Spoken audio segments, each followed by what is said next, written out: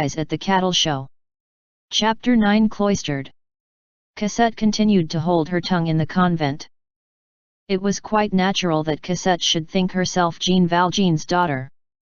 Moreover, as she knew nothing, she could say nothing, and then, she would not have said anything in any case. As we have just observed, nothing trains children to silence like unhappiness. Cosette had suffered so much, that she feared everything, even to speak or to breathe. A single word had so often brought down an avalanche upon her. She had hardly begun to regain her confidence since she had been with Jean Valjean. She speedily became accustomed to the convent. Only she regretted Catherine, but she dared not say so.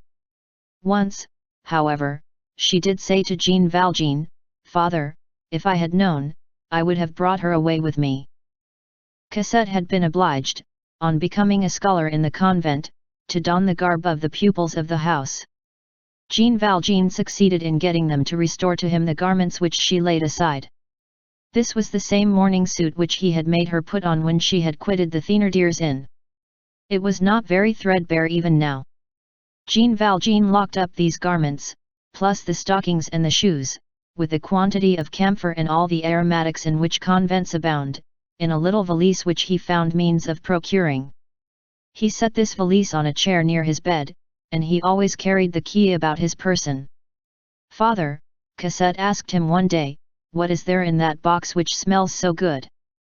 Father Fauchelevent received other recompense for his good action, in addition to the glory which we just mentioned, and of which he knew nothing. In the first place it made him happy, next, he had much less work, since it was shared. Lastly, as he was very fond of snuff, he found the presence of M. Madeleine an advantage, in that he used 3 times as much as he had done previously, and that in an infinitely more luxurious manner, seeing that M. Madeleine paid for it. The nuns did not adopt the name of Oldtime, they called Jean Valjean the other Fauvent. If these holy women had possessed anything of Javert's glance, they would eventually have noticed that when there was any errand to be done outside in the behalf of the garden, it was always the elder Fauchelevent, the old, the infirm, the lame man, who went, and never the other. But whether it is that eyes constantly fixed on God know not how to spy, or whether they were, by preference, occupied in keeping watch on each other, they paid no heed to this. Moreover, it was well for Jean Valjean that he kept close and did not stir out. Javert watched the quarter for more than a month. This convent was for Jean Valjean like an island surrounded by gulfs. Henceforth, those 4 walls constituted his world. He saw enough of the sky there to enable him to preserve his serenity, and Cosette enough to remain happy. A very sweet life began for him. He inhabited the old hut at the end of the garden, in company with Fauchelevent. This hovel, built of old rubbish, which was still in existence in 1845, was composed, as the reader already knows, of 3 chambers, all of which were utterly bare and had nothing beyond the walls. The principal one had been given up, by force, for Jean Valjean had opposed it in vain, to M. Madeleine, by Father Fauchelevent. The walls of this chamber had for ornament, in addition to the 2 nails whereon to hang the kneecap and the basket, a royalist banknote of 93, applied to the wall over the chimney piece, and of which the following is an exact facsimile. Royalist banknote. This specimen of Vendean paper money had been nailed to the wall by the preceding gardener, an old chouan, who had died in the convent, and whose place Fauchelevent had taken. Jean Valjean worked in the garden every day and made himself very useful. He had formerly been a pruner of trees, and he gladly found himself a gardener once more. It will be remembered that he knew all sorts of secrets and receipts for agriculture. He turned these to advantage. Almost all the trees in the orchard were ungrafted, and wild. He budded them and made them produce excellent fruit. Cosette had permission to pass an hour with him every day. As the sisters were melancholy and he was kind, the child made comparisons and adored him. At the appointed hour she flew to the hut.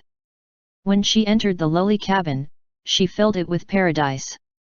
Jean Valjean blossomed out and felt his happiness increase with the happiness which he afforded Cosette.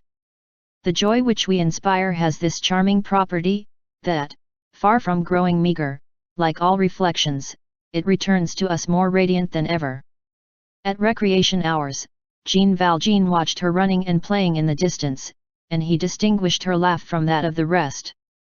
For Cosette laughed now. Cosette's face had even undergone a change, to a certain extent. The gloom had disappeared from it. A smile is the same as sunshine, it banishes winter from the human countenance. Recreation over, when Cosette went into the house again, Jean Valjean gazed at the windows of her classroom, and at night he rose to look at the windows of her dormitory. God has his own ways. Moreover, the convent contributed, like Cosette, to uphold and complete the bishop's work in Jean Valjean. It is certain that virtue adjoins pride on one side. A bridge built by the devil exists there.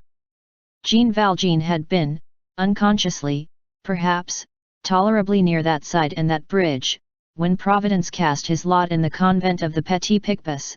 So long as he had compared himself only to the bishop, he had regarded himself as unworthy and had remained humble, but for some time past he had been comparing himself to men in general, and pride was beginning to spring up. Who knows? He might have ended by returning very gradually to hatred. The convent stopped him on that downward path. This was the second place of captivity which he had seen. In his youth, in what had been for him the beginning of his life, and later on, quite recently again, he had beheld another, a frightful place, a terrible place, whose severities had always appeared to him the iniquity of justice, and the crime of the law. Now, after the galleys, he saw the cloister, and when he meditated how he had formed a part of the galleys, and that he now, so to speak, was a spectator of the cloister, he confronted the two in his own mind with anxiety. Sometimes he crossed his arms and leaned on his hoe, and slowly descended the endless spirals of reverie. He recalled his former companions, how wretched they were. They rose at dawn, and toiled until night. Hardly were they permitted to sleep, they lay on camp beds, where nothing was tolerated but mattresses 2 inches thick, in rooms which were heated only in the very harshest months of the year. They were clothed in frightful red blouses, they were allowed, as a great favor, linen trousers in the hottest weather, and a woolen carter's blouse on their backs when it was very cold. They drank no wine, and ate no meat, except when they went on fatigue duty.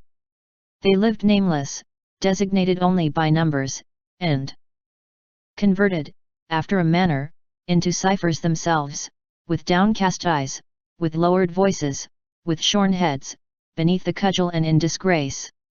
Then his mind reverted to the beings whom he had under his eyes.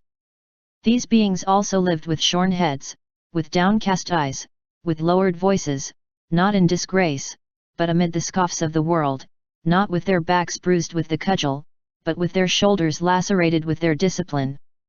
Their names, also, had vanished from among men, they no longer existed except under austere appellations. They never ate meat and they never drank wine, they often remained until evening without food.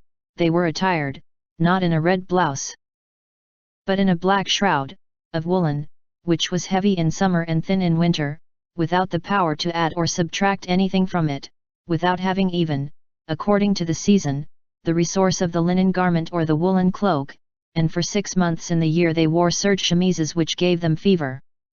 They dwelt, not in rooms warmed only during rigorous cold, but in cells where no fire was ever lighted. They slept, not on mattresses 2 inches thick, but on straw. And finally, they were not even allowed their sleep. Every night, after a day of toil, they were obliged, in the weariness of their first slumber, at the moment when they were falling sound asleep and beginning to get warm, to rouse themselves, to rise and to go and pray in an ice-cold and gloomy chapel, with their knees on the stones. On certain days each of these beings in turn had to remain for 12 successive hours in a kneeling posture, or prostrate, with face upon the pavement, and arms outstretched in the form of a cross. The others were men, these were women. What had those men done? They had stolen, violated, pillaged, murdered, assassinated.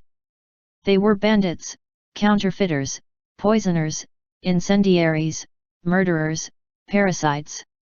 What had these women done? They had done nothing whatever.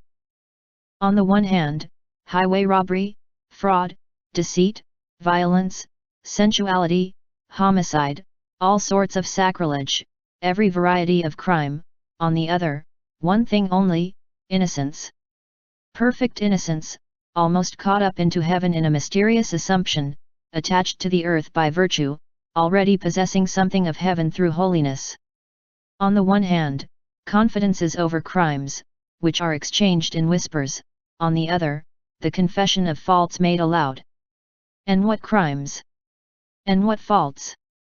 On the one hand, miasms; on the other, an ineffable perfume. On the one hand, a moral pest, guarded from sight, penned up under the range of cannon, and literally devouring its plague-stricken victims; on the other, the chaste flame of all souls on the same hearth. There, darkness; here, the shadow, but a shadow filled with gleams of light, and of gleams full of radiance. Two strongholds of slavery, but in the first, deliverance possible, a legal limit always in sight, and then, escape. In the second, perpetuity, the sole hope, at the distant extremity of the future, that faint light of liberty which men call death. In the first, men are bound only with chains; in the other, chained by faith. What flowed from the first? An immense curse, the gnashing of teeth, hatred, desperate viciousness, a cry of rage against human society, a sarcasm against heaven. What results flowed from the second? Blessings and love. And in these two places, so similar yet so unlike, these two species of beings who were so very unlike, were undergoing the same work, expiation. Jean Valjean understood thoroughly the expiation of the former, that personal expiation, the expiation for oneself. But he did not understand that of these last, that of creatures without reproach and without stain, and he trembled as he asked himself, the expiation of what? What expiation? A voice within his conscience replied, the most divine of human generosities, the expiation for others. Here all personal theory is withheld, we are only the narrator, we place ourselves at Jean Valjean's point of view, and we translate his impressions. Before his eyes he had the sublime summit of abnegation, the highest possible pitch of virtue, the innocence which pardons men their faults, and which expiates in their stead, servitude submitted to, torture accepted, punishment claimed by souls which have not sinned, for the sake of sparing it to souls which have fallen, the love of humanity swallowed up in the love of God, but even there preserving its distinct and mediatorial character, sweet and feeble beings possessing the misery of those who are punished and the smile of those who are recompensed. And he remembered that he had dared to murmur.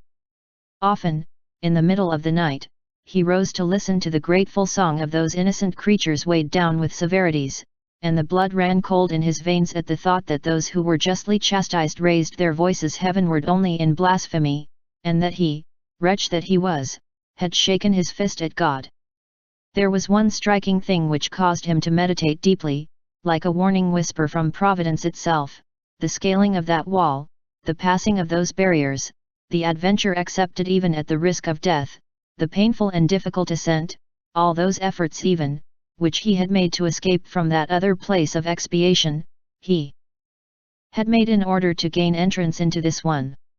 Was this a symbol of his destiny? This house was a prison likewise and bore a melancholy resemblance to that other one whence he had fled, and yet he had never conceived an idea of anything similar. Again he beheld gratings, bolts, iron bars to guard whom? Angels. These lofty walls which he had seen around tigers, he now beheld once more around lambs. This was a place of expiation, and not of punishment, and yet, it was still more austere, more gloomy, and more pitiless than the other.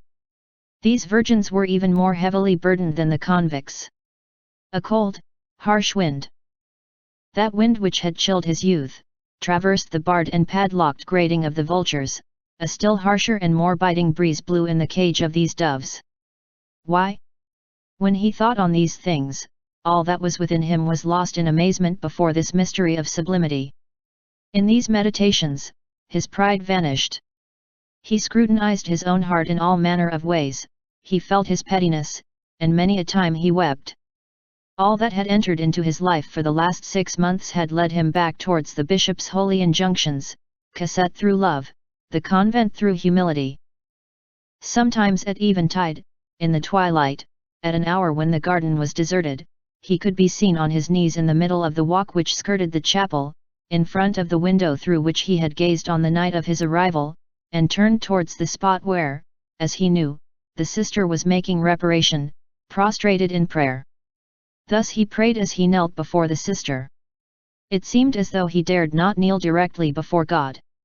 Everything that surrounded him, that peaceful garden, those fragrant flowers, those children who uttered joyous cries, those grave and simple women, that silent cloister, slowly permeated him, and little by little, his soul became compounded of silence like the cloister, of perfume like the flowers, of simplicity like the women, of joy like the children.